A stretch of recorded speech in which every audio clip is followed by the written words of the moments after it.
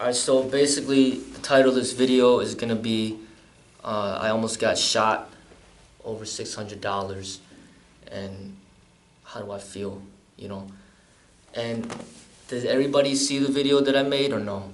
Yeah, I saw it. You didn't see it? Okay. Trinity told you what happened, right? Yes. Yeah, so basically I was trying to buy a phone and two people were there. One person had the phone in his hand, another person pulled out a gun on me. And then at that point I had to decide what to do, and I ended up running from the situation. And luckily I'm okay. And the video, I made the video, it goes very detailed about what happened. It's like a 30-minute video. Alright, so the purpose of this video is just basically answering any questions that people might have of what happened, and also just learning from the situation in general, from like a spiritual, meditative aspect. One thing it does put into mind is I feel that I was kind of adequately prepared because we worked on drills like that before. I've worked on what if somebody pulls a gun on you, what to do, and because I worked on those things before, it did prepare me. Another thing that helped was my fitness. Like there wasn't any injuries that I had. Like I was in shape and I was able to run and my body was able to respond. Another thing that helped was I had the proper shoes on, which I normally do, and I always want to keep that in mind. It's like, that's part of the reason I don't like wearing sandals and things that I can't really easily move on. So like being able to run on an instant, that really helped. Even having the proper pants where I can run. I mean, I had jeans on, but the jeans were comfortable and I was able to run with that. Even the attire, just like the sporty athletic attire, it made me able to run and feel comfortable running. So I'd say that that was a huge plus. Just my instinct to also have my keys on me, rather than keeping my keys in the car, because if I kept the keys in the car, they would have had access to the car and they could have stole the car, you know. But the keys were in my pocket. My wallet was on me. My phone, I took the phone out of my holder and I put it on me. And so the phone was like my lifeline, which allowed me to call the police. And I had my wallet, I had my I had my keys. So like I'm thankful that happened that way. Also, when I got some things that I think it would have been nice, I had the window rolled down. It would have been better if I had it rolled up, because the whole window was down. But if I had it rolled up, and then when I exited the car, if I locked the car, but the car wasn't locked. So it'd been better if I would have rolled the window up, closed the door, and locked the car. So then they wouldn't have access to the car. Remember, when you told me about that situation with your friend that did Uber and she just ran from the car and just basically let the person take the car. She's okay, but the car's not okay. Yeah. So this is a similar situation. Like, I had to run from the car, and luckily the car's okay as well. You know, so my fitness, I mean, I was breathing pretty hard. I think I could be better at running because I was getting pretty tired, you know, because, you know, yeah, adrenaline. Maybe about a couple blocks. You was running your ass off. Yeah, I was running, and I was getting kind of tired, so I think that's something that I could improve upon, is my sprinting ability and be able to sprint for a longer period of time. But I mean, generally I'm really happy with how my fitness and my training has helped me, and also just like the awareness, like being able to identify the threat and then immediately respond without like second guessing. I saw the threat and I knew how to respond. I didn't just sit there and talk to them and try to talk my way out of it. I just got out of there. So Did they pursue you? no, they didn't. So they didn't pursue me. So but it was you know, a lot could be learned as far as like also my own personal life, you know, because you see Sometimes I wear gold and stuff like that. It's now I'm just kind of rethinking all that because I think about that now. You know, like wearing gold around and these people out there, they see that, you worry about that. Like they're gonna stick me up for the gold. You know what I'm saying? Or the watch. You know, so I'm kind of reevaluating whether or not I should even wear jewelry, basically. You know, so other than this little thing, but just basically wearing jewelry that if I lose it, it's not gonna be like too much of a loss. Like if I wear something that's 10,000 or 20,000 compared to if I wear something that's like 500 or 1,000, it's like something that I should be more content with losing. That's where I'm at, you know. So rather than wearing like a very expensive watch, either don't wear a watch at all or just have a watch that's like something where if you end up losing it, it's not gonna be that's really get you upset. So I'm reevaluating that. I'm also looking at, you know, the car situation. I like to drive nice cars, but then just kind of like making sure that I'm just extra aware because I have a car like that, to just kind of like, even when I exit here, just be really aware of like my surroundings at all times. And even in my mind, I'm starting to just kind of be more like almost prepared in case somebody carjacks me. You know, like just comes into my car and tries to jack me right, you know, from my car with a gun. So I'm starting to think about those things as well and to be prepared for that. Also, I also thought this in my mind, okay, what if Trinity was in the car? What if my kids were in the car? You know, then what would I do? You know what I'm saying? Because if I ran away from them, then I leave them in threat. If I run into the car, then they could shoot all of us. So that really, you know, it's something that I started to think about to try to prepare for. But I'm like, one of my biggest preparations is to not ever buy anything from a private party like that ever again. Like to just buy stuff from the store or order it online where it gets sent to my home. Because in the end of the day, it's like, why did I get myself in this situation? Is because it's for money, because you want to save money or get a good deal, whatever the case may be. And if it's about your safety, it's like, you know what, just pay it new. You know, like don't like risk your life over saving some money or whatever the case may be. So my whole approach as far as how I shop is gonna change. Even like I said, wearing jewelry is gonna change. I was never into jewelry anyway throughout my whole life, but then I recently started to wear it just to see how it's like. But it could get. Say it again. That tan is dope. Yeah, I mean. That thing is nice. That's yeah, cool but it's just something that I think about that. Yeah. You know, and I also think about the car that I drive. It's like when I drive like to like Old Orchard, Westfield Mall, you see all these nice cars, it fits in. But say when I drive over here, it stick out too much, and then it just gives you like attention that you might not want to have. You know, so it's like being aware of your environment, surroundings. Also just going into a neighborhood that I know nothing about. If I would have went to Skokie or Evanston, Morton Grove, I know those neighborhoods. I feel comfortable in those neighborhoods.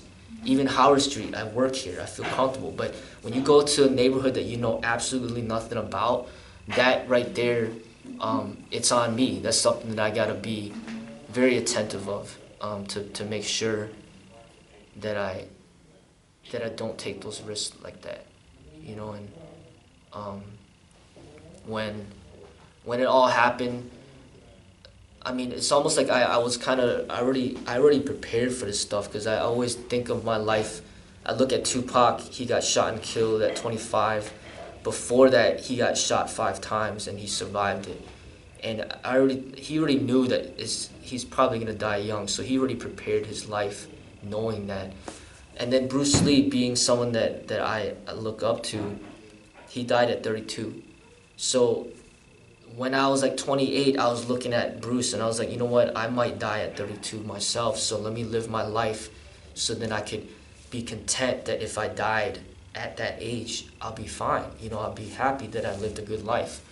So I already had that in my mind. I always kind of lived like that. So now that I'm 39 and Bruce died at 32, I'm like, yo, like I've been able to live like an extra 7 years already. and that's a blessing to me.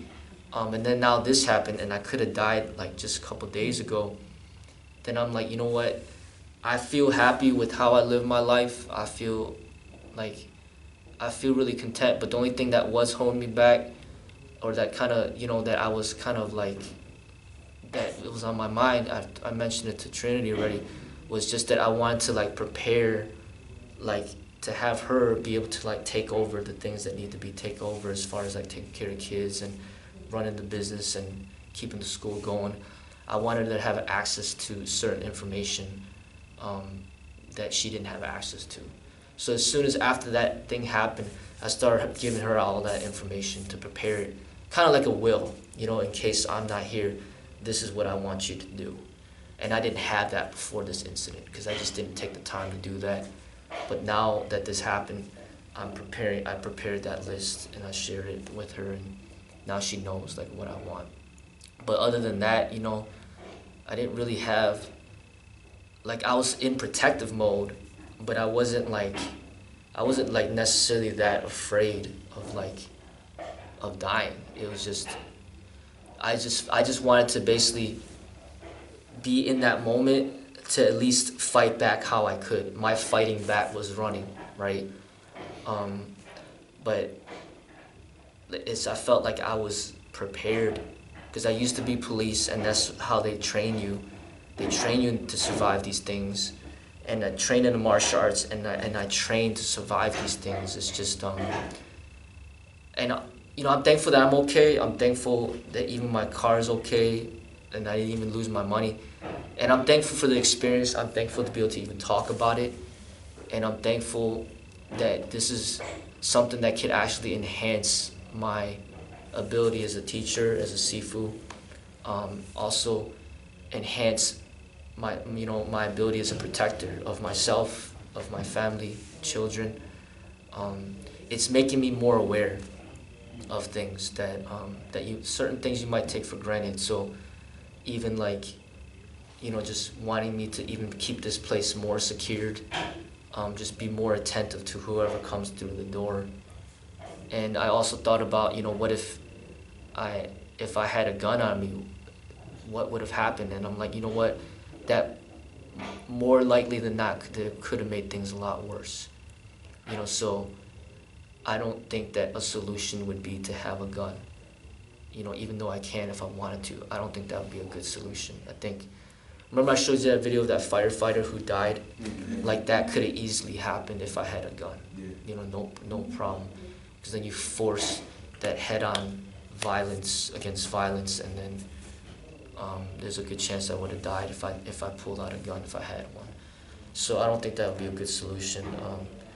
As we've discussed, I don't think it's right that people that are like this take away our ability to enjoy nice things in life.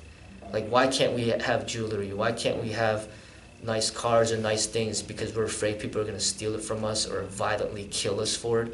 We shouldn't have this fear, and it's not right that we restrict our lives because of these people. But like I said, when you have these nice things, you just have to be more careful, more attentive, more aware. And just like when the people go in there to get, that work for the bank, and they go in there to get the money to transfer the money from the bank to one location to the next, they're armed, they got an armed truck, they got bulletproof vests, they got guns, they're ready in case something happens. Maybe 90% of the time nothing happens, but they still got to be ready. So like, every time you get in that car, every time you go out there with jewelry, anytime you have like carrying like $1,000 with you, or even $500, and even your phone, that's what we're fighting over, a damn phone. The phones are starting to be worth $1,300, $1,500. And you might not be able to tell everybody, hey, I got the brand new iPhone. And then you're basically saying, hey, I got $1,300 right here in my hand. You know what I'm saying? And it's just like, every time you go to the ATM machine, it's just like, especially because we live in this community, there's going to be people out there that will resort to violence to get what they want. And we just have to be more attentive and more aware of those things. And it's putting me at a more of a heightened state, and also just appreciate. I mean, I always felt that I've appreciated life, but it's getting me to even appreciate it more, because like I could have literally not be here, like I could have been dead. And it also could, to me, I mean, it kind of scared Trinity when I said this, but I was like, you know what, this might be a sign that my time might come soon. And it's a scary thing to say, but I think that that's possibly a reality. Like, okay, you got away this time, but next time you won't, or you might not get away. So I also think about it like that too. Or it's a sign that, your time is still needed here. Yeah. Yeah. Because it could have just as easily gone south. Yeah. It didn't. Yeah. And that's what I want, that's what I want to bring, I want to bring attention to that. That it's not a sign of your, overwhelming death. We all have our time on this earth, and we all have our assigned time when we will not be here anymore. That's a part of the human cycle. So yeah, we all have the time when we will come to rest in our peace. However, it doesn't mean that this is a sign that yours is coming soon. And also, the lives of Bruce Lee and Tupac, those were their lives. Those were their paths. Those were their callings. That was where they were. It has no bearing on who you are as a man and a human being. Just because Bruce died at the age he did, Tupac lived his life as he chose to live his life. They both chose to live as they chose to live, and their paths were their paths, not yours. So just because Bruce died at 30-something years old and Tupac died in his 20s, it does not mean that those who like their style or who study them or who have an appreciation for their artistry or have some commonalities with them, it doesn't mean that they have that same path. I'm not saying it's the same path, but what I'm saying is that the truth is that we're all gonna die. That's the truth. And I just don't want to get in the mindset of taking my life for granted to assume that I'm gonna live as old as my father or longer. Yeah, none of us do, because none of us know when. Yeah, that's what I'm bringing. My life could potentially end tragically, and I recognize that. And so your life could also, you could live to be like yeah, exactly. Grandma, who's It could be 100 years either. old, right? It could be either, and I don't know. But what I'm saying that this experience, it almost highlights, That you don't know. That's your yeah, Yeah. because Tupac getting shot 5 times, he could be like, you know what, I'll still live till I'm 90, or he could be like, you know what, I'm probably gonna die pretty soon. But it's the decisions that you make. If I don't learn from this, then it could. But let's say if you know what, I'm just gonna keep doing what I'm doing. Okay, I didn't die, so when's the next place to meet up for an iPhone? Let me bring my gun with me next time. You know what I'm saying? You can start making changes, or you start making decisions that don't necessarily support a longer life. Because I could decide that I'm gonna carry my gun with me everywhere I go now, and then I could decide I'll still shop online. I don't care what happened. I could make those decisions, just like with the Uber before I got in the accident. But then when I got in the accident, I'm not working for them again. And based on that decision, it could have saved my life, because I could have got held up by gunpoint at Uber. I could have got killed by Uber working for them, but I didn't, because I stopped working for them. So it changes the decisions that I make, because I want to live longer. So I want to make better decisions. But yesterday I stayed home all day, and I chose to do that. I could do that every day, or it could be out of fear, but I don't want to. I'm still gonna live my life, but I still gotta live smart. I can't be rubbing in people's face, hey, look what I got, and you guys don't got this, so ha ha. You know what I'm saying? It's I don't want to do that, because it's gonna encourage people to come after me to take me out. They knew that I had money. That's why they did that to me. But if you tell people, hey, look at what I got money, yo, everybody, and you basically showing off, being arrogant. Okay, you got money, okay, but now what? They just point a gun at me, and then I got to give up the money. So it's changing how I view like expressing certain things to certain people, you gotta be careful. You know, if people know that what I have costs money, then they, all right, we know that he has money. Say they look at the martial arts school and they know that there's money in there, then there's likely chance that they'll break in. But this is a martial arts school. This is not a bank. So they drive by, oh, it's just a martial arts school. They just got wooden dummies in there. We don't need none of that. You know what I'm saying? So it's just kind of like, it's just letting me just outright know that, hey, you know, you got to be smarter. If you have money, you got to be smarter with it. And just don't encourage people to come after you for what you have. You know?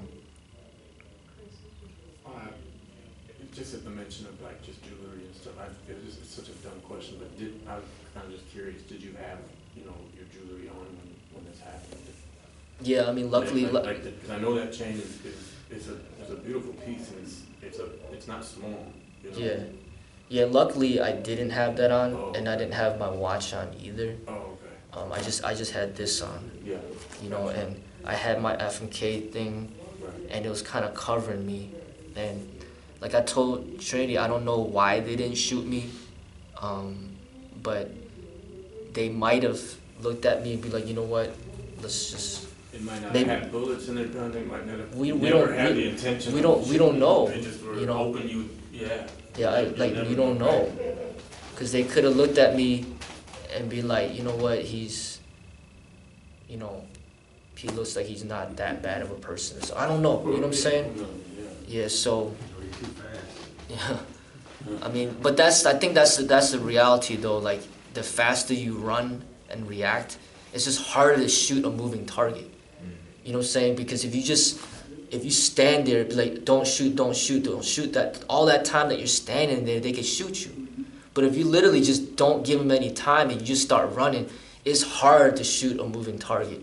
Imagine like shooting Usain Bolt running as fast as he could run. You know what I'm saying? So I think that's part of the survival as well, is being able to respond quickly before they can even think to shoot you. Because then at that point, they didn't actually see the money.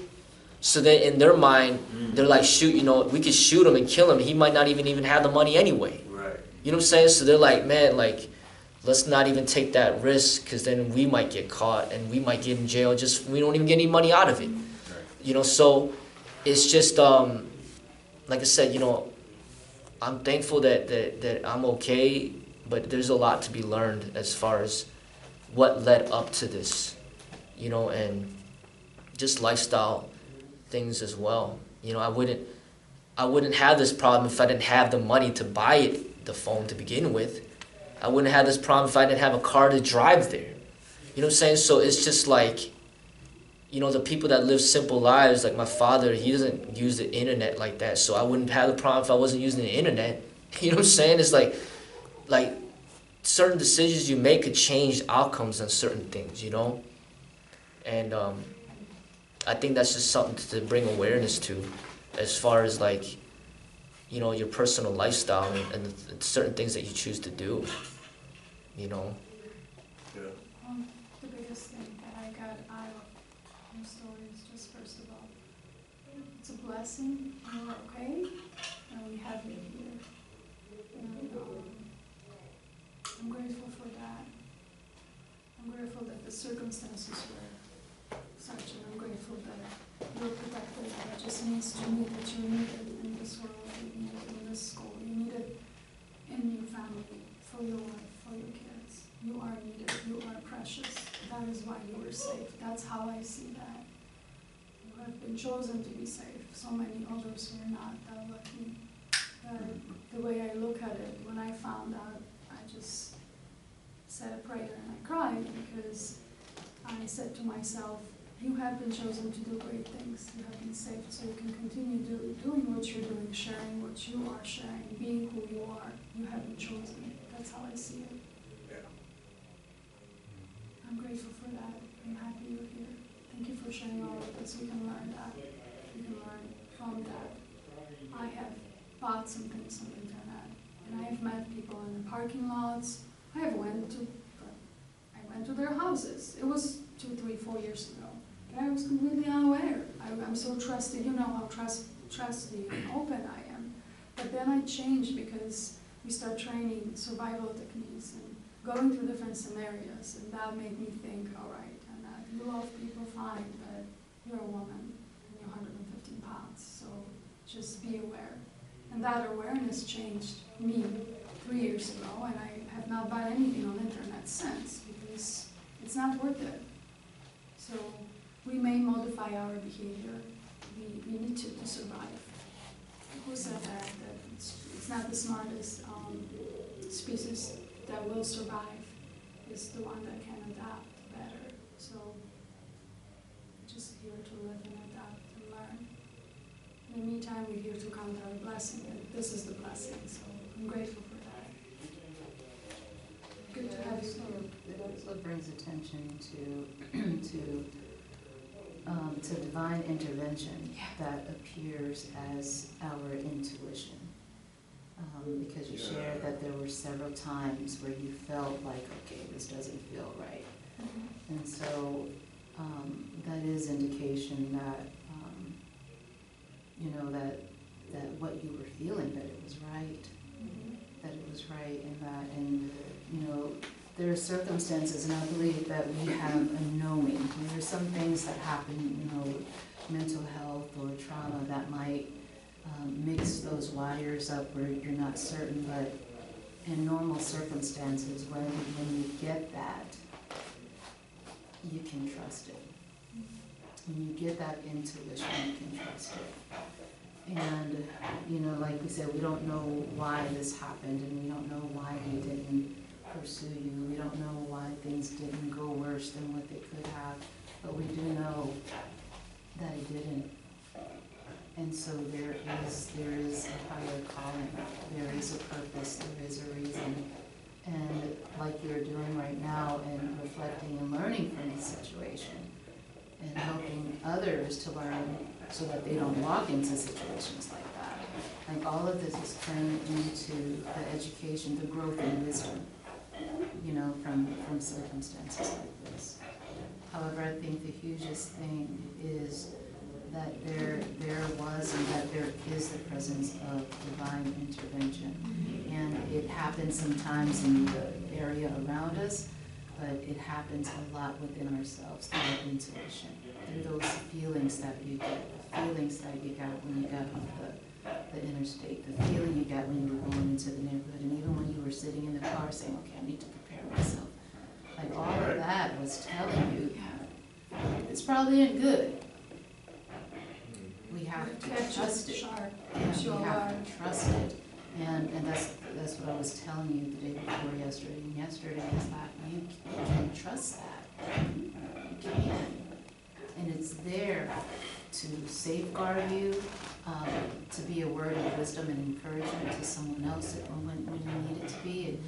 And in your position as a husband, father, seafood business owner, like this intuition is something that you can trust. It even goes back to the structure that you had before you redid the structure. You had feelings about people. You even had feelings about your approach. You're like, you know what, I know that I'm just getting too much. It's like you knew, and it played out to what you were feeling because you were aware. Not that you spoke on it, because you speak, positively, and you push and you give. But when you get that feeling that you can't explain, like there's a reason why it's there. It informs you. And then from that information that you're getting, just from that feeling, you don't have to have seen it happen, but you have the opportunity to change your actions. You could have turned around and like, you know what, I guess I'm just not going to get that phone. That's what was running through my mind when he pulled the gun. I'm like, fuck, I could have left. I knew I wanted to leave. You know what I'm saying? It came through my mind. Saw that gun, like, damn it. I could have left. You know what I'm saying? But then it's like too damn late at that point. No, it wasn't. You know what I'm saying? You had that recollection, what you just said. Yeah. She still left. Yeah, Right, yeah. right. Right. Not that Fine, maybe fine, it's- it's left, you know. Say to the left, just leave. You didn't stick around. You It's know? all right. I mean, we learn to trust the divine intervention in us, and it's a life learning process. And it comes in a different forms, and comes in the form of a dream or a feeling or sometimes a sign that we see. But if And it's wonderful because it keeps coming. he keeps on Like coming, you yeah, said, you have the kept messages. getting these Like, feelings. It didn't just one feeling and then it left. Like you kept getting signals. I think part of it though is when you live a life where you don't really a long life where you don't really have much money and you don't really have much of anything to protect, that it's hard to develop these instincts. But then once you get thrown into a situation where you actually have nice things now and you have to protect it, it's like you need time to develop that instinct how to protect what you have. You get what I'm saying? Like say somebody who's been single their whole life, but then now he's with somebody, now he has to learn how to protect that person he's with, or the children, or just the things that you own. I think that's part of it too. And even though like I was never into jewelry, I wanted to give myself opportunity to wear it, to see, for one, can I be responsible enough to not lose it? And then for two, like, how does it change the way people might see me or things like that? And then for three, like, do I have to be a little bit more careful with where I go or who I show it to you and things like that, you know what I'm saying? So And just I think that's being part able- of it. Having the liberty to enjoy things like that. You have the Form of liberty to enjoy expression. those things, yeah, exactly. Form of expression, enjoying, you work hard. We work hard. Why not enjoy it? And then we, and then we go into our wisdom. Now, like you said, flaunting it, bragging about it, no, because that's just, first of all, it's cruel and immature. But being wise about how and and where. and when, like that is what we look at. But you should be able to enjoy these things because you've worked hard for them. This stuff wasn't just given to you. You worked your ass off for years. We didn't grow up with a silver spoon in our mouths coming from, we're not, what do they call those, the kids that inherit wealth? Trust fund. Trust fund babies. We are so not that. We know that. All of us work hard. Yeah, man. And so we should be able to enjoy it. It's just, how do we do it? How do we maintain a life of humility while still enjoying life? Yeah, I think that balance is where it's not easy, because you see like a lot of spiritual leaders, a lot of Buddhists, even Gandhi, they always promote kind of like a very simple, modest life where you don't have any possessions really. You give up desires and you shave your head, you wear a robe, you just beg for food, and they don't have cars, they don't got phones, they don't got girlfriends, they don't have kids, they just live just a life where, everything's all simple. So they can't steal something that you don't have, So I mean that's why I want to talk about it, because this taps into the spirituality Being spiritual things, doesn't mean being poor. And I believe that in individuals like that who choose to live that way, that's their path. There are some individuals where they're not comfortable living within society, and so they remove themselves from society and they choose to go into the temples, or they choose to exclude. And like I said, that's their path, but that doesn't mean that that's everyone's path, and it doesn't mean that people who are wealthy are evil or materialistic. It just means that they grew and developed wealth through their hard work, or they may have inherited their wealth, but it all comes down to their attitude, their choices, their behavior, the type of people that they are. And wealth does not corrupt persons, it is the person's state of mind and state of being and how they choose to live and be. That is corruption. And it goes back to this, biblical scripture that says the love of money is the root of all evil. There are some people who misquote that all the time, and they say money is the root of all evil. And it's not that, it is the love of money. So for people who love the wealth, they may be willing to do some inhuman, cruel, and awful things to people. And the love of money is not just the wealthy. The love of money is anyone. So the love of money can be someone who does not have it and their focus is always obtaining it. It could be the wealthy who don't want anybody to have any of it. I mean, it could be anyone who's cursed with this, the love of money. Because I've seen where the love of money has caused people to take lives. I mean, look at the situation.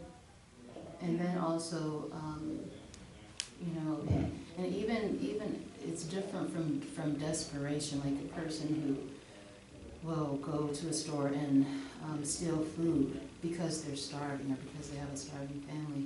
Even that's different. That is survival. And in this society, in the United States of America, we should not have people who are starving and homeless. We have a damn trillionaire in this country.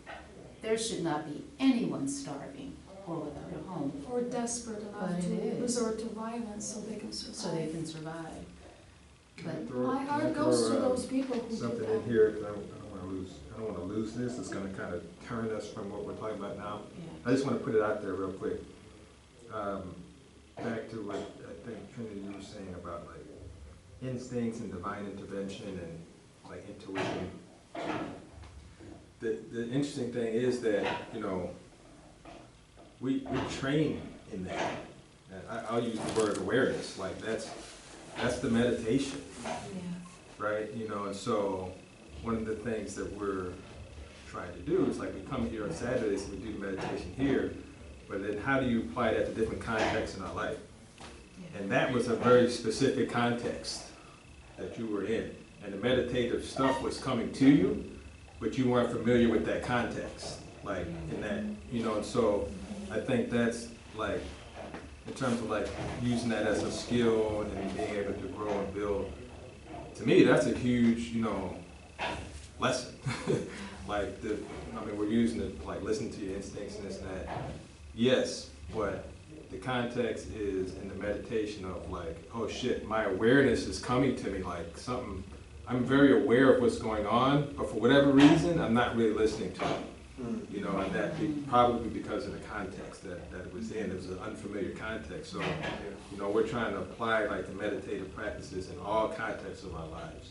You know, whether it's work, family, chilling, specific, you know, relationships, you know, concentrated when we're here on Saturdays. I mean, that's easy because we're here, that's exactly what we're focusing on. But then taking it outside consistently and in all contexts, being able to like listen to that awareness, because that's all we talk about, meditation, being in awareness. And you say that every week, like meditation is being in awareness. It's not sleeping, it's not resting, it's being in awareness.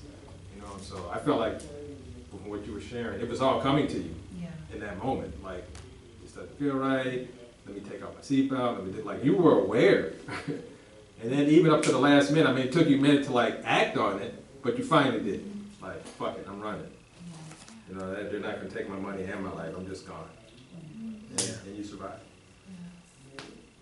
That split-second decision is what sometimes decides between bad or right. And therefore, awareness is the only tool for us to differentiate, right? Between the choices we have.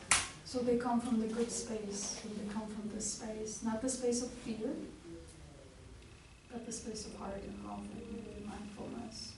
If you start connecting to your fear, then your decisions will be different, I think. Just because you are a trained martial artist with action and reaction, and you're here.